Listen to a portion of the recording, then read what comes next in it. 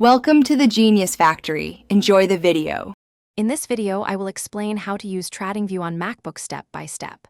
Open TradingView, sign in, and choose a chart layout immediately so your workspace is ready.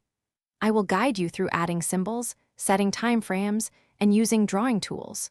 You will learn how to save templates and use basic indicators like RSI and moving averages for quick analysis. Follow along and pause when you need to practice each step. Let's focus on chart controls so you can analyze quickly and confidently. Learn to switch chart types, zoom with your trackpad, and pan timelines smoothly.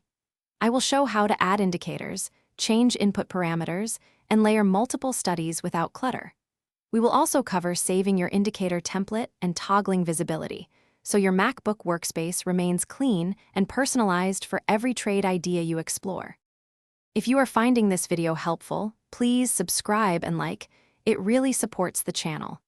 Quick recommendation: Dollar Banknote, a book that can truly change how you think about money, The Simple Path to Wealth. I found its ideas surprisingly relevant to disciplined trading, so check the description for the link and other deals. Thanks for the support, and now let's get back to the video.